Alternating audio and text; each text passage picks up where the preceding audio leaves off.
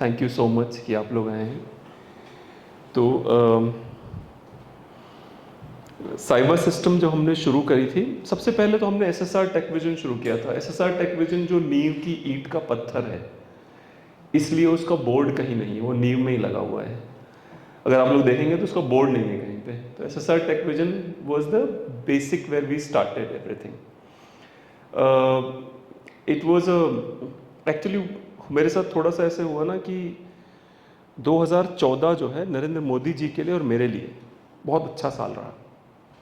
वो पीएम बने, मैंने विवाह कर लिया।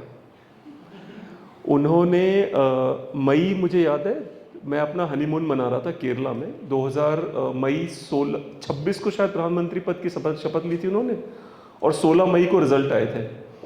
तो मैं कोची एयरपोर्ट पे खड़ा था और मैं खड़े खड़े रिजल्ट देख रहा था कि किसको कितने सीटें मिली हैं। तो मैंने कहा कि वाह भाई, मोदी जीत गए। अच्छा, शादी करने के बाद जो जीवन में मेरे परिवर्तन आया है, I would like to give all the credit to my wife. शादी करने से पहले मैं वो पति था जो हमेशा, नहीं आप देखते हो, जो टीवी देखता रहता है, जिसकी सैलरी 70-80 हज़ार है, खुश है, 9 to 5 नौकरी करता है, उसके बाद या फिर नाइट शिफ्ट करता है, आता है घर पे, टीवी देखता है, सो जाता है। ठीक है, उस तरह से ज़िंदगी जी रहा था। मेरी बीवी जैसे ही मेरी ज़िंदगी में आई, सबसे पहले उसने जो काम किया वो मेरी ज़िंदगी में नर्क घोलना था कि तुम जो चाहते हो करना, तुम कर भी सकते हो, तो करते क्यों नहीं हो। तो सबसे पहले तो केबल कट गया। ठीक है, बंद हो गया टीवी, बिल्कुल ज़ीरो टेलीविज़न। टीवी की जगह पे यूट्यूब आ गया, उसकी जगह पे लिंक्डइन आ गया, उसकी जगह पे बहुत सारे बिजनेस अपॉर्चुनिटीज़ आ गए। उसके बाद फिर एक अमेरिकन क्लाइंट से मैंने बात करना शुरू करा। उसने एक सीट मुझे दी थी, सिर्फ मुझे हायर किया था, एंड ही अग्रीड टू पे मी $900 अ मंथ, राइट, $900। मेरी जॉब में मुझे उससे ज़्यादा मिल रहे थे, but I left that job. I started कि $900 इज गुड इनफ। वो $900, फिर धीरे धीरे हमने मेहनत करी, वो $9,000 हुए। एक छोटी सी कहानी सुनाता हूँ आप लोगों को। हमने डिसाइड किया कि हम एक फ्लैट लेते हैं, मैंने और मेरी पत्नी ने। तो फ्लैट लेने के लिए हमने आसपास लोगों से पूछा जहाँ पे किराए पर, तो उन्होंने कहा कि यहाँ पे एक 1300 स्क्वायर फीट का फ्लैट है, आप लोग कोशिश करिए अप्लाई करने की। तो हम लोग जब गए उसको अप्लाई करने के लिए, तो जो सेल्स वाले नहीं होते हैं, वो, उनको पता होता है कि आपकी औकात क्या है। तो उसके शक्ल पे था कि आप 1300 भी नहीं खरीद सकते हैं, कोई बात नहीं, दिखा तो देता ही हूँ मैं। तो हम लोग गए, हमने 1300 स्क्वायर फीट वाला फ्लैट देखा। अब 1300 स्क्वायर फीट का फ्लैट जो होता है वो शुरू होने से पहले ही खत्म हो जाता है। ठीक है, तो देख लिया। उसके बाद उसने हम दोनों की तरफ देखा कि औकात तो तुम्हारी कुछ भी नहीं है, एक पेंट हाउस है, चलो वो भी देख लो।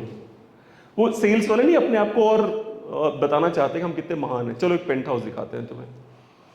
तो पेंट हाउस दिखाने ले गया। अब हम दोनों ड्रीमर्स जरूर हैं, me and my wife, we are dreamers, right. The moment we saw the paint house, we are like, यहाँ पे ये होगा, यहाँ पे ये होगा। वो 1300 में नहीं आया था हमारे मन में, 1300 स्क्वायर फीट में बिल्कुल नहीं आया, कहाँ पे क्या होगा। पेंट हाउस में घुसते ही हो कि ये सीढ़ी ज़्यादा नीचे लटक रही, इसको छोटा करेंगे, ऊपर कर देंगे, और छत पे यहाँ झूमर आएगा और यहाँ आएगा। और हमारी इस तरह की बातें सुन के सेल्स वाला मुस्कुरा रहा है कि मतलब बड़ा, बहुत बढ़िया भाई, 1300 स्क्वायर फीट का फ्लैट तुम खरीद नहीं सकते और पेंट हाउस को देख सपने बुन रहे हो। हम गए HDFC बैंक में, लोन वोन अप्लाई किया। तो वहाँ पे एक जो महिला जो लोन देने के लिए बैठी थी, I don't want to be a sexist, but उसको बड़ी आसानी से पूतना या सुरसा के रोल में लिया जा सकेगा किसी भी सीरियल में। तो बड़े ज़बरदस्त मेकअप कर रखा था, पर वो मेकअप भी उसको छुपा नहीं पा रहा था उस महिला को। तो हमने रिक्वेस्ट करी, उसने हमें ऑलमोस्ट धक्के मार के निकाल दिया वहाँ से। कि हम, सैलरी अच्छी थी मेरी, उसकी प्रॉब्लम ये थी कि मेरी पत्नी ने अपने माँ और भाई के लिए एक फ्लैट ऑलरेडी खरीद रखा था, तो उस वजह से उनको नहीं मिल पाएगा लोन, क्योंकि उनकी सैलरी अच्छी थी। मुझे इसलिए नहीं मिल पाया क्योंकि जिस अमेरिकन क्लाइंट के साथ मैं काम करता था वो छोटा क्लाइंट था, तो उसने बोला हमने सुना नहीं इसके बारे में। अच्छा, वहाँ पे एक और पुरुष बैठा हुआ था, ठीक है, उसकी कहानी भी सुनाता हूँ आपको। तो वहाँ से हम निकले, हम घर चले आए अपना समूह लेके। उसके बाद वो महिला हमें उसी सोसाइटी में दोबारा मिली। तो हमने उसको पूछा कि भाई आप, तो उसने हमसे उल्टा पूछे, आप यहाँ क्या कर रहे हैं। हमने कहा बस ऐसे ही घूम रहे हैं। तो बोली सोसाइटी तो बड़ी अच्छी, आप यहाँ क्या कर रहे हैं। मैंने कहा आप क्या कर रही हैं। उन्होंने कहा मैंने वो 1300 स्क्वायर फीट वाला फ्लैट याद है आपका, वो मैंने खरीद लिया। मैंने कहा क्या बात है, कह रही नहीं आपको बहुत अच्छा लगा, मुझे सुन के बहुत पसंद है, मैंने खरीद लिया। फिर मुझे बोलती है आप यहाँ किसी से मिलने आए हैं? मैंने बोला नहीं। तो कह रही 1000 स्क्वायर फीट का तो एक भी फ्लैट नहीं है यहाँ पे, आप यहाँ क्या कर रहे हैं? मैंने बोला कि एक्चुअली हमने ना वो पेंट हाउस खरीद लिया 3600 स्क्वायर फीट का, ठीक है। तो वो महिला अपने साथ जो पति था उसको ऐसे बोलती है, देखा इनको, देखो कितनी ग्रोथ है इनकी तुम्हारी। तो जो उसका पति था उसने बोला कि तुझे याद है मैं तेरे बगल में बैठा था, मुझे ये दोनों बंदे याद है जब ये आए थे, तूने इनको डिनाई कर दिया, मेरा अप्रूव कर दिया। अगर मेरे को मना कर देती क्या पता मैं भी खरीद लेता एक जाके बढ़िया सा पेंट हाउस अपने लिए, ठीक है।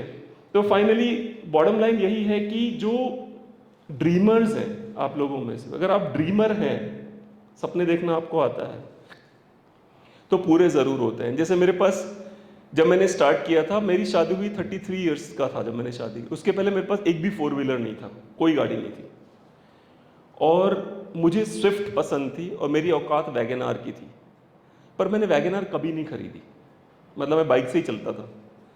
जब मैंने अपनी शादी करी तो मैंने स्विफ्ट खरीदी पहले। मेरा जब भी मेरे सपने होता था कि घर मेरा ऐसा होना चाहिए जहाँ पे सीढ़ियाँ जाएं ऊपर, हमेशा, ऑल द टाइम, और कोई घर नहीं चाहिए था मुझे, चाहिए ही नहीं था, मतलब सेकंड ऑप्शन नहीं था। 1300 स्क्वायर फीट का घर भी अपनी बीवी कहने में देखने गया था मैं, तो फिर वो पेंट हाउस लिया, उसमें सीढ़ियाँ ऊपर जाती, फिर गाँव में हमने फार्म हाउस बनाया, उसमें भी सीढ़ियाँ हैं। तो बॉटम लाइन ये है कि आप जितना अपने सपनों को बेचते रहेंगे, याद रखिएगा मेरी बात को, when I say you are selling your dreams, what I mean to say is that when you decide to get into a job, you sell your dreams for 30,000 rupees per month, 10,000 rupees per month, 40,000 rupees per month. एक चुटकुला याद आ रहा है मुझे कि विश्व का सारा पैसा केवल 1% लोगों के पास है, ठीक है। बचे हुए हम जैसे लोग हैं जो मिडिल क्लास के हैं, वो लगभग 70 से 80% लोग हैं, ठीक है, 90% कह लो, और बाकी जो 10% है वो गरीब हैं। पता है आपको अमीरों ने गरीबों को क्यों रखा हुआ है?